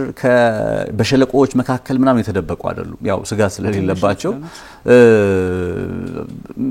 የተስ ደግሞ ይደበቃሉ የገበሬ አነስተኛ ሀገር እኮ ነች የበሬ ግንባር የምታክል ሀገር ነች እስራኤል እንደንተን ካያት ጂኦግራፊካሊ ካያት ምለ ከሌላ ሀገር አንፃር በዙሪያው ካሉት ሀገራት አንፃር ካየው በጣም ሚስጥራዊ ኢንፍራስትራክቸር አትሆንም አዎ እና ያው ግን ባላቸው ወታደራዊ አቅም ስለሚተማመኑ necessarily ማድረግ ላይ ተጠበቀባቸው ይችላል በተራራ ስር መደበቅ እንደዛም ሆኖ ግን እንግዲህ ተራራ ስር ካልሆነ ደግሞ በቀጥታ የሚመጣ የንትን የኢራን የባላስቲክ ሚሳኤል ጥቃት ሰለባ ቢሆኑ ሊደርስ የሚችለው ነገር አስቡ ስለዚህ አሁን the only hope በቃ ምንድነው ያለው በእስራኤልና በእስራኤል ውስጥ ኒውክሌር እንዳይተኮስ ወይም የኒውክሌር ማብለያ ጣቢያዎች አሁን ኢራን የኒውክሌር ባይኖራት እንኳን ኒውክሌር ዌፐናይዝድ የሆነ ኒውክሌር ባይኖራት እንኳን ግን የእስራኤልን የኒውክሌር ማብለያ ጣቢያዎች እንድታነጣጠር ከሆነ ሊመጣ የሚችለውን ክራይሲስ አስበው ከዛ እስራኤል ደግሞ ልትመልስ የምትችለውን ክራይሲስ መልስ አስበው ቀጥታ በኒውክሌር ነው የምትመልሰው ምክንያቱም የኒውክሌር ማብለያ ጣቢያ ተመቶ ዝም ብለህ ጅና ጣጥፋ አትቀመጥም እንደ እስራኤል ሆነ ስትመለከተውና አሁን ከባድ የሚያደርገው ይሄ አጸፋ ምላሽ የሚባለው ነገር ነው በቃ ሁለቱ ሀገራት ኢራንም ተተኩሳለች ያው ያየን እንዳለው እስራኤልም ተተኩሳለች then እስከምን ያክል ድረስ ነው በእንደዚህ አይነት ሁኔታ የሚሄዱት ይሄኛው ነገር ወደ ዳይሬክት ኮንፍሮንቴሽን actually አሁን ቀጥተኛ ጦርነት ውስጥ አልገቡም ማለት አይደለም እንደው የለየለት ጦርነት የግረኛ ባንልም እንኳን ያው በግረኛ በድንበር ስለማይገናኙ ዋነኛው ጦርነቱ የሚሆነው ባየር ላይ ነው ብለን የማያባራ እንደው በቃ የማያባራ አየር ላይ ጦርነት በዚህ መካከል ካስታወስክ ደግሞ ባለፈው ጥቃት ለመጨረሻ ጊዜ ኢራን ፈጽማው በነበረው ጥቃት ላይ ኦልሞስት 40% የሚሆኑ የኢራን ባላስቲክ ሚሳኤሎች ኢላማቸውን መተዋል according to ፔንታጎንስ ማለት እንግዲህ ያስበው ምን ያክል ጫና ሊያሳድሩ እንደሚችሉ ኢራኖች በብዛት ቢተኩሷቸው አሁን ከአሮ 3 አንስተ አይረን ዶም ምትላቸው ታድ ምትላቸው የእስራኤል የጸረ አየር ላይ ጥቃት መከላከያ ቴክኖሎጂዎች አሉ ኢቭን ትላንትና ለምሳሌ CNN ላይቭ እየተመለከትን እኮ ነው እቺ አንደኛው የቴል አቪቭ ላይ የወደቀው የባላስቲክ ሚሳኤል በማህበራዊ ሚዲያ በብዛት ሲሰራጭ የምናየው ምስል እሱ የተቀረጸው እኮ ቴል አቪቭ ስትመታ ያለበው ምስል ማለት ነው CNN እያስተላለፈ የተወሰደ ምስል ላይ ነው አይ ቲንክ ይሄኛው ምስል ማለት ነው go ahead ጥቃቱ እንዳልከው ይሄኛው ነው ምናልባት የተወሰነ ሐሳብ ስጥበትና የጥቃቱ ጉዳይ ላይ ያ እና እነዚህ ጥቃቶችን አስባቸው ባሉ በሌላ አቅማቸው ነው ከዚህም ከዛም አድርገው የሚፈጽሙት የሚተኩሱት እና በጣም እንደምትመለከተው ከታች ይመጣል አይረንዶም ወይም ሌላው የምትለው ሚሳኤል አየር ላይ ነው የሚያከሽፉት አይደል ከታች ኢራን በዚህ ስትተኩስ እስራኤል ደግሞ ከታች ተተኩሳለች ዜን አየር ላይ ይፈነዳል ዜ አየር ላይ የምናያቸው ፍንዳታዎች ያን እየከሸፉ ነው ቴል አቪቭ ነደደች ሲባል የነበረው ለዛ እኮ ነው ግን እየከሸፉ ነው ከታች ማለት ሰውንት ነው ይሄ just ላይቱን ሲያይ ላይቱን እየተመለከታ ግን አልፈው የሚገባው እቺ ነች ለኤአይ በጣም እንትን እያለች ያለችው ቪዲዮና በኤአይም ጀነሬት ተደርጓል እሷ ናት በአብዛኛው እንዴ በጣም ብዙ ቦታ ላይ ያየው ነበር አሁን ምን መሰለ በዚህ ዲጂታል ዓለም ውስጥ እየኖረን ስለ ኤአይ ምንነት በደንብ ለይተን ስለምናቅ ኤአይ ምናምን ሊሸውደን አይችልም ከዛ ደግሞ on real time መከታተል እንችላለን አሁን ትላንት ማታ ካየ ኢቭን ዩቲዩብ ላይ በሪል ታይም እኮ ቴል አቪቭ አሁንም አይ ቲንክ ብትገባ ምን እየሆነ ነው ጥቃት እየተፈጸመ ነው የሚለው ነገር ላይቭ መከታተል ይችላል ማለት ላይቭ መከታተል እየቻልክና እያየ ትረስትድ እና አሶሲኤትድ ፕሬስ የመሳሰሉት ትረስትድ ከሆኑ የዜና ምንጮች ማየት እየቻልክ then ፌስቡክ ላይ ወይ ሶሻል ቲክቶክ ላይ ተቆርጦ የወጣ ከዛ በኤአይ የበለጸገ ምስል አይተ እንዲ ልትል አትችልም የእስራኤል ላይ የደረሰው ጥቃት እና አሁን ሆነስትሊ በቃ በግልጽ ለምን አላወራውም እስራኤል ላይ ደረሰ የተባለው ጥቃት አለ አሁን 200 ተተኩሶ ኢራን ላይ የደረሰው ጥቃት አለ በፍጹም አይገናኝ በቃ ይሄ በብላክ ኤንድ ዋይት መቀመጥ አለበት እኔ ኢራንን በቃ እስራኤል ላይ ጉዳት አደረሰች ብዬ ስላሞካሸዋት ምንም ፈይደው ነገር የለም ሪያሊቲውን መካድ የለብንም እንደዛም ሆኖ ግን አልፈው እየመጡ አሁን አስበው የኔ ጥያቄ መሰለ ኒውክሊየር ቢሆን እንግዲህ ከዚህ ሁሉ መካከል አንዱ አልፋ ብትገባ ስንል ነበር ከዚህ ቀደም አንዱ አልፋ ስትገባየን ሁለት አልፎ ሲገባየን እንዲ ሊኖሩ ይችላሉ ከ200ዎቹ የተወሰነ ያክሎቹ አልፎ ማለት መግባታቸው አይቀርም then አልፈው ከገቡት እነዛ ባላስቲክ ሚሳኤሎች መካከል አንደኛው የኒውክሊየር አረር ቢሸከም ምክንያቱም ዴስፕሬት ከሆኑ ኢራኖች ወደ እንደዛ አይነት ሁኔታ ውስጥ ነው የሚሄዱት አሁን የፈጸሙት ጥቃት እነ ኔታንያሁ ኢራንን ከዛ ስቴፕ አስቀርቷቸዋል ወይስ አላስቀራቸውም የሚለው ነገር አይ ቲንክ ጥቂት ጊዜ የምንፈልግ ይመስለኛል በርግጥ ኢራን እኔ ከዚህ ቀደም ብያለሁ ወደ ኒውክሊየር ባለቤትነት የበለጠ የምትቀርብ ይመስለኛል ብዬ ነው ማስበው ሶ ይሄንን ነገር ለመመልከት ትንሽ ጊዜ የምንጠብቅ ወይ የምናይ ይመስለኛል አሁን ላይ ባለው ነባራዊ ሁኔታ ግን ንጹሃኑ ያልቃል ሰላማዊው ዜጋ ያልቃል እነ ኔታንያሁ እኮ ይቅርታ ቢኒ እነ ኔታንያሁ ይሄንን ጉዳይ ለምን ፈለጉ ሲባል እኮ አንደኛ ዛሬ ላይ ለምን ማጥቃት ፈለጉ ሲባል ቅድም እንዳልኩ የአይኤኢኤ መግለጫ ትራምፕ ድርድር ውስጥ ከመግባቱ ከመሳሰሉ ነጥቦች ባለፈ በውስጥ ፖለቲካ ላይ የመጣባቸው በሙስና ወንጀል ፍርድ ቤት ሊቀርቡ ነው ያው የቀጠለ ጉዳያቸው ተቃውሞ በጣም በርትቶባቸዋል የጥምር መንግስታቸው ጉዳይ ጥያቄ ምልክት ውስጥ ገብቷል ስለዚህ ጦርነት ሁሌም ለእንደዚህ አይነት መሪዎች መንገድ ነው መቀጠያ ነው አንደኛው ፐርስፔክቲቭ ኔታንያሁ ይህንን ጥቃት አሁን ላይ የመሰንዘራቸው ምክንያት ምንድነው ካልክ በአንድም ሆነ በሌላ ምክንያት ያው በጦርነት ውስጥ ስልጣንን ማስቀጠል ትችላለህ ጦርነትን የስልጣን ማስቀጠያ መንገድ ማድረግ ትችላለህ ከሐማስ ጋዛ ጋር መጡ በብዙ ጣውረዶች መካከል በእነዚህ ደረሱ አሁን ደግሞ ነገሩ ድጋሜ የሚነሳ ሲመስል በኢራን በኩል መጡ ይሄኛው አንድ ፐርስፔክቲቭ ነው ከኒውክሊየር ውጥረቱ ከመሳሰሉት ከድርድሩ ከነዛ በተጨማሪና ብዙ ፐርስፔክቲቭ ብዙ መልክ ያለው ውጥረት ላይ ነን ያለነው አሳሳቢ የሚሆነው አሁን ቀጣይ በሚሰጥ ያጸፋ ምላሽ የኒውክሊየር ራዲዬሽን ሊያስከትል የሚችል ጥቃት እንዳይሰነዘር ነው ገብቷል ኒውክሊየር ራዲዬሽን ኢራን ውስጥም አለ ኒውክሊየር 60% የበለጸገ እስራኤል ውስጥም አለ ዴን እንዲህ ኢላማ ከሆኑ እንግዲህ አስበው በዚህ ምክንያት ሊከሰት የሚችል መከራና ስቃይና እሱ ነገር በጣም ከባድ የቀጠናው አስፈሪ ጉዳይ ይመስለኛል ራዲሽኑ ላይ የአይኤኤ ዋና ዳይሬክተር ራፋኤል ግሮሲ የሰጡት መግለጫ ነበር ሐሳብ ሰጥተውና ከኢራን ባለስልጣናትም ጋር እየተነጋገርን ነው እዛም ያሉ የነሱ ተቆጣጣሪዎች አሉ አይደል እነዚህ ኢንስፔክተርስ ኢንስፔክት የሚያደርጉ ሰዎች እነሱ ጋር እየተነጋገርን ነው የራዲዬሽኑ ጨረር ነው ባለው አይደል የሱ መጠን ኖርማል ነው ጨረራው ኖርማል ነውና ብዙ የሚያሰጋ ነገር የለም የሚል መግለጫ ሰጥተዋል ግን ያም ሆኖ ናታንዝ ላይ ሲግኒፊካንት የሚባል ጉዳት ደርሶበታል የሚል መግለጫ ሰጥተዋልና ስለዚህ እኔ አንድ ነገር ግምት ውስጥ መግባት ያለበት ነገር እነ ጠቅላይ ሚኒስትር ቤንያሚን ኔታንያሁ የፈጸሙት ጥቃት ቅድም ባነሳው ስልጣን በማስቀጠል ቅድም ባነሳው ደግሞ እውነትም ጀኒውን ሆነው የኒውክሊየር ሃሎኮስት እንዲፈጠርብን አንፈልግም በሚልም ቢሆን በምንም መለኪያ ያድርጉት ይሄን ጥቃት ሁለት ነገር ነው ኒውክሊየር ማብላላትም የኒውክሊየር ጣቢያን መምታትም ሁለቱም እኩል ሚዛን ያላቸው ጥፋት ናቸው በያስባለው እና ይሄኛውን ነገር ስትመለከተው ቅድም ያነሳቸው የዩክሬኑ ቾርኖባይል የጃፓኑ እነሱን ግምት ስታስገባ ለዘመናት እዛ አካባቢ የጄኔቲክስ የሚባለው ነገር ችግር ውስጥ ገብቶ ቀውስ ውስጥ ገብቶ እናያለና አንዳንድ እዛ አካባቢ እኮ የሚወለዱ ሰዎች የዛ ንክኪ ያለባቸው ሰዎች ምን እንደሆኑ እኮ እናውቀዋለን አይደል በዛ አይነት ሂደት ማብላላትም መምታትም አንድ በሆነበት አጋጣሚ ኒውክሊየር ምን ያህል አደገኛ እንደሆነ በሚያሳይበት አጋጣሚ እስራኤል ስፕቶን እዚህ ቦታ ላይ ጥቃት ሲሰነዝር በአለም አቀፉ ወይም ደግሞ ይሄ አይኤኢኤ በዚህ ጉዳይ ላይ ምንድን ነበር ማለት ያለበት በጣም ከዛ አይኤ ደግሞ እንዳልከው ከማክሰኞ ወይ ሰኞ አካባቢ ወይ ሐሙስ አላቅም ከቀናት በፊት ብቻ ቀደም ያልከው ነገር መግለጫ ሲያወጣ ነበር መግለጫ ያወጣው ምንድነው ላለፉት 20 ዓመታት ኢራን የምትባል ሀገር ለባለም አቀፉ የአቶሚክ ኢነርጂ ድርጅት ወይም አይኤኢኤ ፕሪንሲፕል ቻርተርና መርህ የሄደች አይደለም የሚል ከሰሳት ወዲያውኑ እንደከሰሰ ደግሞ እንደነ ጀርመን ፈረንሳይና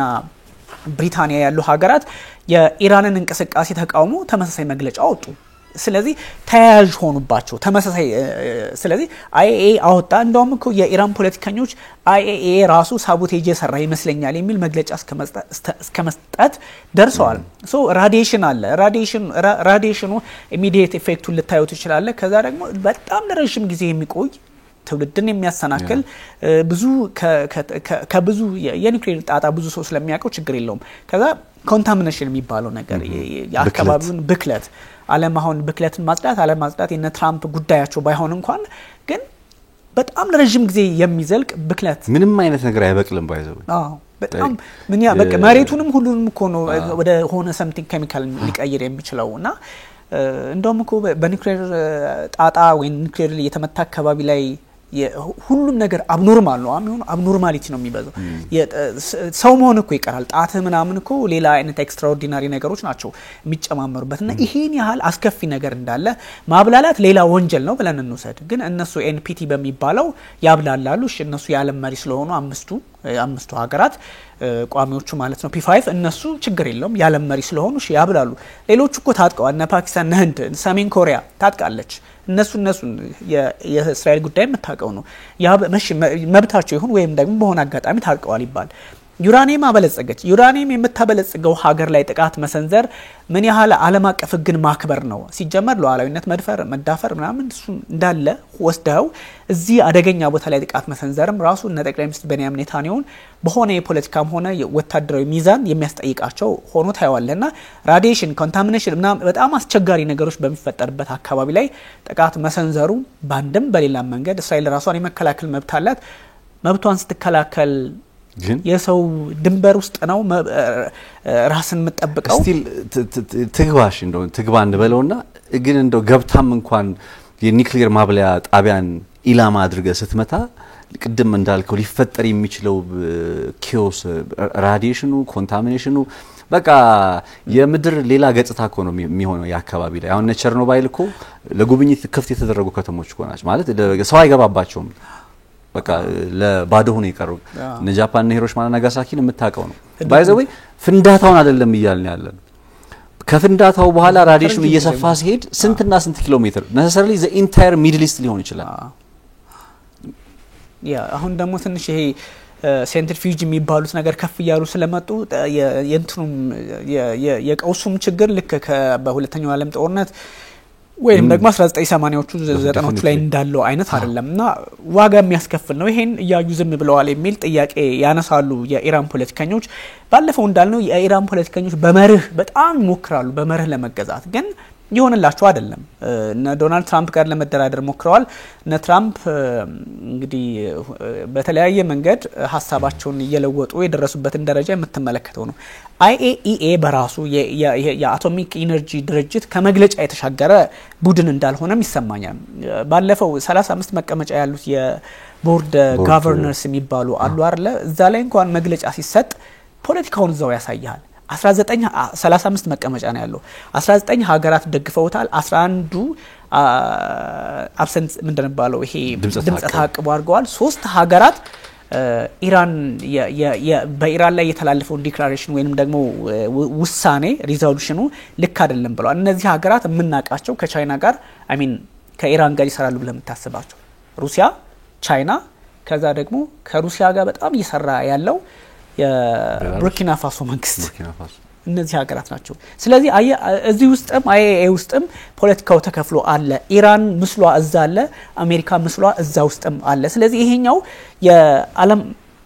ሲጀመር 3 ተከታታይ ነገር ነው ያመጣው አንደኛ ፈረንሳይ ብሪታንያና ጀርመን የአሜሪካን ሐሳብ ይዘው IAEA ውስጥ ገቡና ከዛ ልክ እንዳልሆነች መጀመሪያ ሐሳብ አወጡ ከዛ ደግሞ በጠቅላላ እነዚህን 35 ቦርድ ጋቨርነርስ የሚባሉትን ከሰበሰበ በኋላ ከራሺያ ቻይናና ከቡርኪና ፋሶ ውጪ ሁሉም ድምጽ ታቅቦ ያደረጉት እንዳለ ሆኖ ደገፉ ኢራን ልክ አይደለችም ላለፉት 20 ዓመታት ስትጥስ ነበረ የዓለም አቀፉን የኢነርጂ ድርጅት የአቶሚክ ኃይሉን ያከበረች አይደለም የሚል መግለጫ አወጣ ከዛ ጥቃት ተሰነዘረ ምንድነው ልትል የምትችለው ሁሉም ነገር አንደኛ የጀርመኑም የፈረንሳይም የእንግሊዙም መሪዎች እስራኤል ራሷን የመከላከል መብት አላት ቅድም እንዳልኩ ደጋግሜም ለራሷን የመከላከል መብት አላት ራስ የመከላከል መብት ሐማስ በኪብስ ገብቶ ያኔ ጥቃት ሲሰነዘር ያኔ እንዳይገባ ማድረግ ነው አይደል እንደው ዝም ብለህ እንደው አንድ ሰው ስታስበው ራስን መከላከል ዳር ድንበርን መጠበቅ ማለት የሆነ ኃይል ሲገባ እዛው ለምን ተመጣጣለ ብሎ ማስቀረት ዲትራንስ የሚባለው ነገር አለ ሀያል ስትሆን ደግሞ ተሻግረህም እንደዚሁ 1600 ኪሎ ሜትር አልፈህም ጥቃት ሰነዘር ትችላለህ ይሁን ግን የምሰነዝረው ቦታ የት ነው ምንድነው ጫናው በማን ትደገፋለህ የሚለውም ግምት ውስጥ መግባት አለበት እነ ፍሬድሪክ ሜርዝ ያው ቀይ ዘመም አክራሪ ናቸው እነ ኢማኑኤል ማክሮን የምታምናቸው ፖለቲከኛ አይደሉም ያን ያህል በሚድል ኢስት ጉዳይ ላይ ሄድ መለስ የሚል ነገር ብታይባቸውም እንግሊዝ ናት ከአሜሪካ ያን ያህል ርቃ የምትሄድ ሀገር አይደለችም እነሱ ሁሉም እስራኤል ራሷን የመከላከል መብት አላት ራሷን የምትከላከለው ኢራን ውስጥ ያለ ስጋትን በማጥፋት ነው ብለው ነው ድምዳሜ ሰጡት እሺ ኢራንስ ምንድነው ኢራን ራሷ እንዲህ አይነት የፖለቲካ ግንዛቤ ያላቸው እስራኤል የፈጸመችው ጥቃት ልክ አይደለም ዓለም አቀፍ ሕግን የጣሰ ነው የጣሰበት ምክንያት አንደኛ የኒውክሌር ጣቢያ ነው ሁለተኛ ደግሞ የሰው ግዛት ውስጥ ገብታ ነው ይሄን ሁሉ ስትመለከት የትኛው ልክ ነው የትኛው ስህተት ነው የሚለው በብዙ መንገድ በብዙ ዳይሜንሽን ልታዩ ብቻለም ግን እነዚህ የፖለቲካ አካሄዶች በኢራን ላይ ዓለም እንድትነሳ ይሄ ተቋማቱ ማለት ነው IAEA የተለያዩ ተቋማት የመንግስታቱ ድርጅት ጭምርኩ ብዙ እንትን የምትለው አይደለም እነሱ በኢራን ላይ እንዲነሱ የተደረገ ሙከራ ነበረ ያ ነገር ደግሞ እንደማይሰራ የሆነ ከመግለጫ ላይ ሻገር ይችላል ተብሎ ስለታሰበ ትራምፕና ፑቲን 40 ደቂቃ በስልክ አወሩ ማነው ኔታንያሁ ከዛ ተከራከሩ ተባለ በጣም አልተግባቡም ኦፍ ኮርስ ባለፈው እንዳነሳ ነው 40 ደቂቃ ሁለቱ መሪዎች ሲያወሩ ይገባል ግን ዞሮ ደግሞ ያለ አሜሪካ እውቅና አይሆንም። እኔ ይሄ ከኢራን ጎን ነኝ። በዚህ ያለ አሜሪካ እውቅና አይኖርም። ምክንያቱም አሜሪካ ኃይሎች ኢራቅ ሶሪያ ያለው እንኳን ያኔ ያህል ነው እነሱ አሉ ተቀምጠዋል። ህገወጥ አይነት እንቅስቃሴ ከሆነ ይሾታሉ ወይም ሊተኮስባቸው ይችላል እና እንትን ብለዋል እኮ አሜሪካዎቹ የዚህ ኢራቅ ኦማን ምናምን ውስጥ ያሉ የጦር ሰፈሮቻቸው ጋር ያሉ ወታደሮች እንዲሁም የጦር መሳሪያዎቻቸውን እስራኤል ጥቃቱን ከመፈጸሙ በፊት ከአካባቢው እንዲወጡ አድርገዋል። ምን ሰምተው ነው ከአካባቢው እንዲወጡ ያደረጉት ሲባል እስራኤል መተኮሷ እንደማይቀር አውቀው ኢራን በምትወስደው ያጸፋ ምላሽ ያንን የእስራኤልን የአሜሪካን የጦር ሰፈሮች ኢላማ እንዳታደርግ ስጋት ፈጥሮባቸው ነው። ግን ቢኒ በጣም በዚህ ሂደት ውስጥ ትልቁ የነገሩ መባባስ ወይም ለነገሩ መበላሸት ምክንያት ናቸው ብዬ ከማስቀምጣቸው ጉዳዮች መካከል አንዱ የዶናልድ ትራምፕ አስተዳደር የሄደበት መንገድ ነው። ምክንያቱም የዶናልድ ትራምፕ አስተዳደር ለሰላም ቆም ያለው ብሎ የመጣ አስተዳደር ነው። ሰላም ተስፋ አለው ብሎ የመጣ አስተዳደር ነው። ድርድር ማድረግ ጀምሯል። በድርድሩ ላይ ሁለቱም አካላት የቆሙበት መንገድ አለ። እስራኤል ጥቃት ፈጸመች ከተባለ በኋላ ያወጣው መግለጫ እስኪው በትሩዝ ሶሻል ላይ ያወጣው መግለጫ ትሩዝ ሶሻል ላይ ያወጣው መግለጫ እኮ ምንድነው የሚለው? እንግዲህ እስራኤል የፈጸመችውን ጥቃት ታይታችኋል፣ ተመልክታችኋል፣ ደርሶባችኋል። ስለዚህ ቀጣይ ከዚህም የባሰ ነገር ሊመጣ ይችላል። ከዚህም የባሰ ነገር ከመምጣቱ በፊት በቀረበላችሁ ፕሮፖዛል መሰረት ወደ ድርድር ጠረጴዛ ተመለሱ። ያም አይሆን ከሆነ ግን ከዚህ የባሰ ጥቃት ሌላ ይቀጥላል ሲል ነው የተናገረው። እንግዲህ ለድርድር ተቀምጫለሁ ብለን እኔ እናንተ እንደራደር ብለን እያወራን ግን ማስፈራሪያ ሰጪ ሆነ እያስፈራራ ማስፈራሪያ ሲባል ደግሞ ልመታህ እችላለሁ፣ ላጠፋህ እችላለሁ፣ ልገድልህ እችላለሁ እያልኩ እያስጠነቀቅኩ እንዴት ነው መደራደር የምንችለው? አረ ድርድር በሚለው መርህ ኔጎሺዬሽን በሚለው በዲፕሎማቲክ ፕሪንሲፕሉ ካየው ይሄ አይደለም መርሁ። ስለዚህ ዶናልድ ትራምፕ አስተዳደር ከመጀመሪያው ይህንን ጉዳይ የእስራኤል የኢራን የኒውክሌር መርሃ ግብር ጉዳይ በስምምነት እፈታለሁ ሲል ምን ነበር የማድረግ ፍላጎቱ? የኒውክሌር ዲል ፈልጋለሁ ሲል ምን ነበር የማድረግ ፍላጎቱ? እንዲያውም ቅድም ስለዚህ ስለ ድርድሩ ጉዳይ አስተናሳ ፈገግ ብዬ ነበርና ዘ ፖይንት ምንድነው ዘጀሩሳሌም ፖስት ላይ የእስራኤል መገናኛ ብዙሃን ነው የጀሩሳሌም ፖስት እዛ ጋር የወጣ አንድ ዘገባ አለና በዘገባው ላይ የሚለው ነገር ምንድነው? ቀድሞውኑ ይላል the upcoming Sunday negotiation was an attempt of deception የፊታችን እሁድ አሁን ነገ ይከናወናል ተብሎ የሚጠበቀው በኢራንና በአሜሪካ መካከል ይደረጋል ተብሎ የሚጠበቀው የድርድር ሂደት ቀድሞውኑም ኢራንን ዲሲቭ ለማድረግ ነው፣ ለማዘናጋት፣ ለማታለል ነው እነ ትራምፕ ሲጠቀሙበት የነበረው በማለት አንድ ከፍተኛ የእስራኤል ባለስልጣን የተናገሩትን ጠቅሶ ነው ዘጀሩሳሌም ፖስት የዘገበው። ይሄን ሐሳብ ያነሳው ለምንድነው? ሪሊ ፍላጎት ነበራቸው ወይ ድርድር ለማድረግ በኒውክሌር ጦር መሳሪያ መርሃ ግብሩ ጉዳይ ድርድር የማድረግ ፍላጎት ነበራቸው ወይ? ማለት ፍላጎት ቢኖራቸው ኖሮ ማዕቀብ አንሱ አታንሱ ወደሚል ነጥብ ላይ ከመጡ በኋላ እነ ዶናልድ ትራምፕ እኮ በተወሰነ መልኩ ኢራን ለሰላማዊ ዓላማ ኒውክሌር ማበልጸግ ትችላለች ወደሚለው ነጥብ ከመጡ በኋላ እንዴ በጣም እኮ ነው ዶናልድ ትራምፕ የሸወዱን ባይዘው እንዴት መሰለ ባለፉት ሳምንታት ከመጡበት ይሄ በቃ ዲሲቪ ማድረግ የማታለል አካሄዳቸው አንደኛው መገለጫ ደግሞ ምን መሰለ በካቢኔያቸው ውስጥ ያሉ የጽዮናውያን እንቅስቃሴን ሲያባሩ ነበር። እሱ ብቻ አይደለም ኒዮኮንስ ከሚባሉ ሰዎች ጋር ከፍተኛ ተቃውሞ እየመጣባቸው ነበር። ኒዮ ኮንዘርቫቲቭ የሚባሉት እነዚህ ፕሮ እስራኤል ሎቢዎችን የሚቀጥሩት እንደፈለጉ የሚያረጉት አሜሪካዊ ሴናተሮች ማለት ነው። እና በቃ ከነሱ ጋር ከፍተኛ የሆነ አለመግባባት ተፈጥሮ ነበር። ሊትራሊ በዜና ደረጃ ነው ማለት በዜና ደረጃ እየሰማነው ነበር። ትራምፕ ከእንትን ጋር ከኒዮኮንሶች ጋር እንደዚህ አይነት ነገሮች ገባ፣ ትራምፕ እንተናና አባረረ ምናምን የሚል ዜና። አሁን ሄዶ ግን መጨረሻ ላይ ውጤቱን ስትመለከት ኒዮኮንሶችን የሚያስደስት ጽዮናውያኑን በጣም የሚያስፈነድቅ አይነት ውጤት ነው ይዘው የመጡት ዶናልድ ትራምፕ። ሶ ቀድሞውኑ ፍላጎት ነበራቸው ወይ ድርድር የማድረግ የሚለው ነጥብ አይ ቲንክ ኢራንም ይሄ ነው በቃ ማመን አልነበረባትም። አይ ቲንክ ዶናልድ ትራምፕን በራሷ መንገድ መቀጠል ነበረባት። የብሬክአዌይ ፖይንት ወደሚባለው ነገር መቅረብ ነበረባት። አሁን ይሄ ጥቃት ላይቀርላት ነገር አይደለኩም ማለት ይሄ ጥቃት ላይቀርላት ነገር ኢራን ቀድሞውኑ ኒውክሌር አኳየር ማድረግ ነበረባት። እኔ ከምን አንፃር መሰለኝ እንደምል ኢራኖች አይ ዶንት ቲንክ they have እስራኤልን የማጥፋት እቅድ አላቸው ብዬ አላስብም። እስራኤልን በኒውክሊየር ጦር መሳሪያ እንመታለን የሚል እቅድ የላቸውም ኢራኖች። ለምንድን ነው የማይኖራቸው? እስራኤልን በስህተት በድፍረት አይደለም በስህተት በኒውክሊየር ቢመቱ እነሱ ጋር ሊመጣ የሚችል የኒውክሊየር ውርጅብኝን ጠንቅቆ ያውቁታል። ኢማጂን ኢትዮጵያና ጅቡቲ ወይም ኢትዮጵያና ሶማሊያ ወይም በሌላ ምሳሌ እናርግ ግብጽና ኢትዮጵያ ውጥረት ስላለ በተወሰነ መልኩ ሁለታችንም ኒውክሊየር ያለን ሀገር ከሆነን ከዛ ግብጽ እኛ ጋር በተኩስ ኢትዮጵያ ዝም ብላ ትመለከታለች? ሚቹዋል ዲስትራክሽን የሚባል መርህ አለ በኒውክሊየር ጦር መሳሪያ ባለቤት በሆኑ ሀገራት። ስለዚህ ማንኛውም ሀገር ነው ማለት ኒውክሊየር እንደው ካላበዱ አቅላቸውን ካልሳቱ በቀር ይሄ የሚያስብ አእምሯቸው ካልደነዘ በቀር የትኛውም ሀገር መሪዎች የኒውክሊየር ጦር መሳሪያን ማንንም ደፍሮ ሌላ ሀገር ላይ አይተኩስም። ኒውክሊየር ጦር መሳሪያ is all about deterrence ነው ማለት ለዚህ ነው በቃ deterrence ላለመደፈር በቃ አውርተናል እኮ ከዚህ በፊት የዲተረንስ ጉዳይ ነው እና ይሄኛውን ትርክት አልቀበለውም። እስራኤል በተደጋጋሚ የምታመጣው ኢራን የኒውክሊየር ጦር መሳሪያ ካላት ታጠፋኛለች የሚለውን ትርክት በፍጹም አልቀበለውም። because suicide ነው ራስን በራስ ማጥፋት ነው። ኢራን ተሳስታ እስራኤል ላይ የኒውክሊየር ጦር መሳሪያ አንድ ብትተኩስ እስራኤል 100 ነው የምትተኩሰው ኢራን ላይ። ስለዚህ የሚቀር ማንንም የለም ለልፈልጌ ነው አብረን ንጥፋ ካላሉ በቀር በመርህ ደረጃ ያንን ደግሞ የሚያደርጉበት አይነት ሁኔታ ውስጥ ይገባሉ ብዬ ስለማላስብ ኢራን ቀድማ ኒውክሊየር አኳየር ማድረግ ነበረባት የሚል መረዳት አለኝ። ወደ ዲተረንስ ለመምጣት በተወሰነ ደረጃ ስቲል ትችቶች ቢኖሩም የፓኪስታንና የህንድን ተሞክሮ በተወሰነ እንደ ምሳሌ ማቅረብ ይቻላል። ሁለቱ እንዴት እንደተከባበሩ ሚስዩዝ ወይም ጥሩ ባልሆነ መንገድ መጠቀም የሚለው ችግር እንዳለ ቢሆንም ግን አትሊስት እንደ አሁኑ አይነት ጥቃት ላይፈጸም ይችል ነበር የሚል መረዳት አለኝ። ጦርነት ቢገቡ እንኳን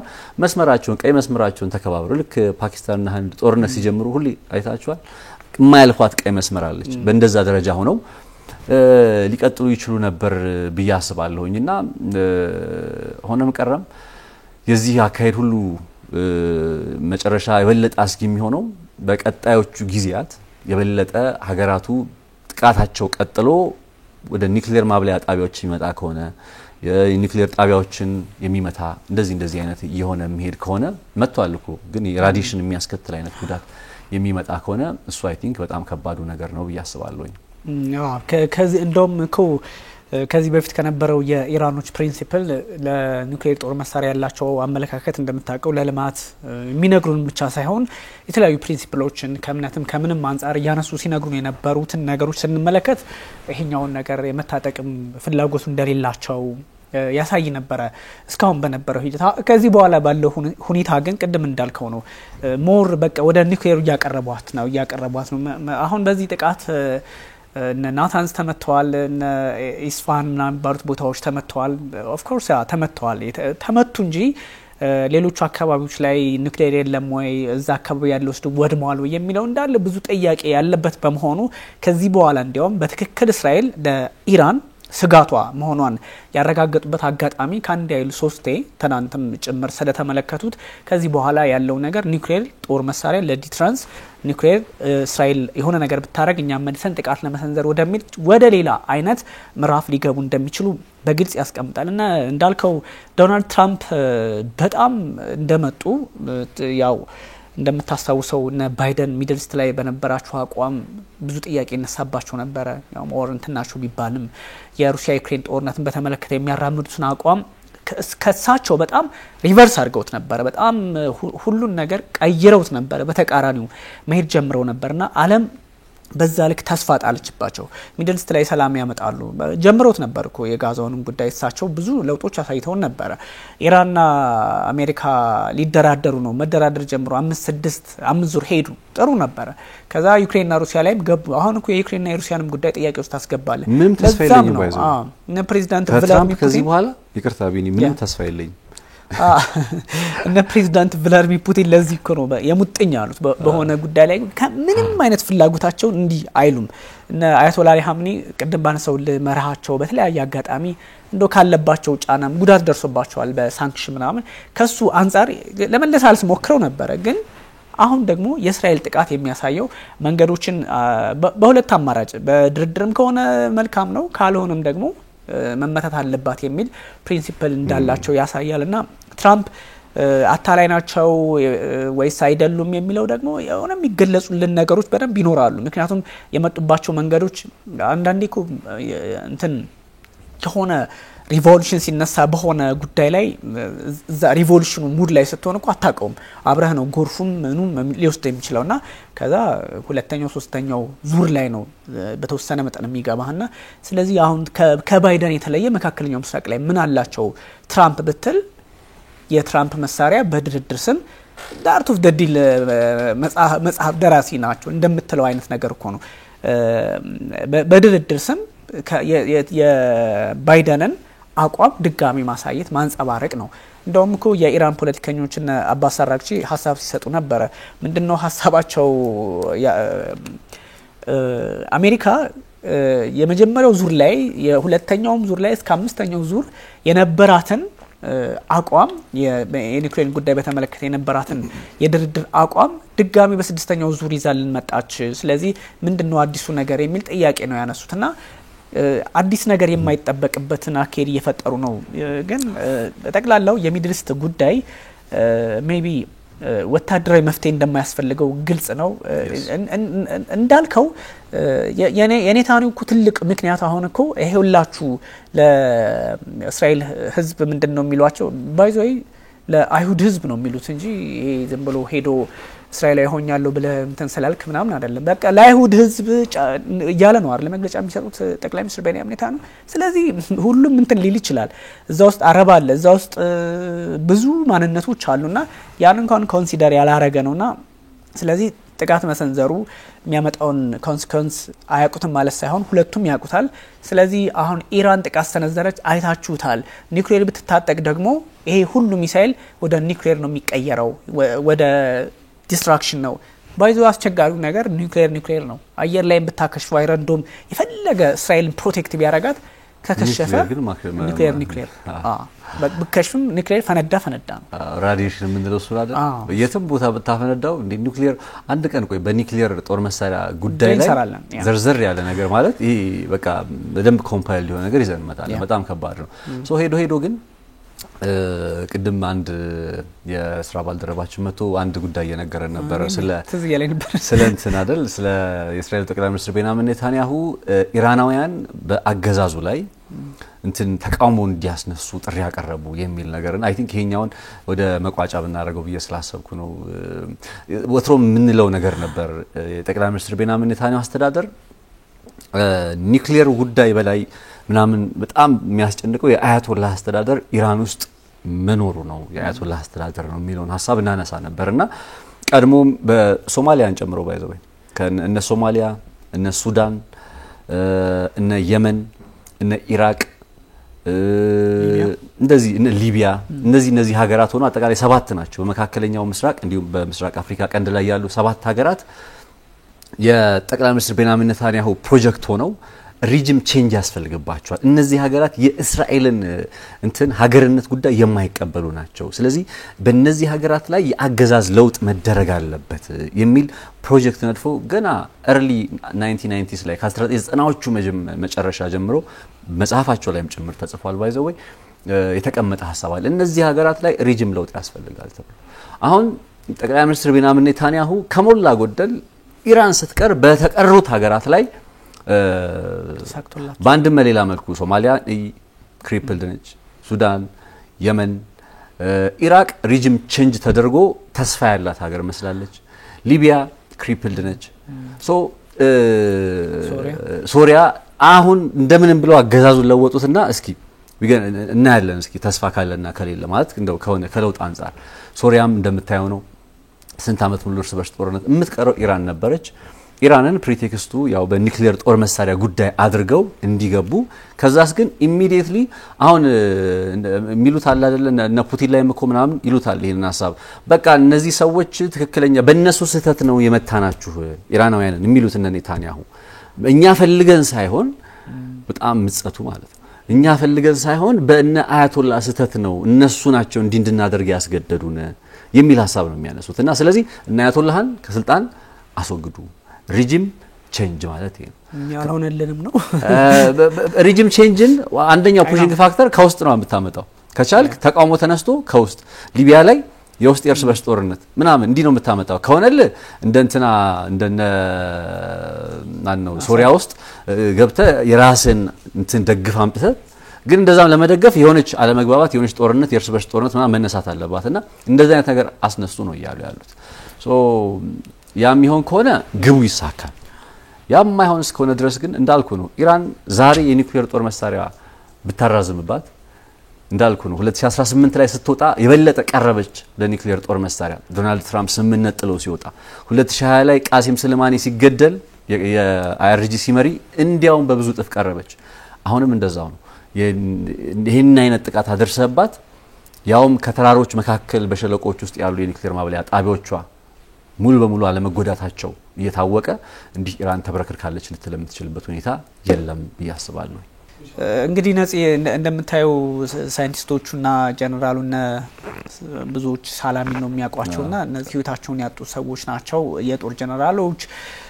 ኒውክሌር ሳይንቲስቶች የዩኒቨርሲቲ መሪዎች የነበሩ ሰዎች ናቸውና በጣም እነዚህን ሰዎች ማጣት እነዚህን የጦር ጀነራሎች ሳይንቲስቶች የኒውክሌር ሰዎች ማጣት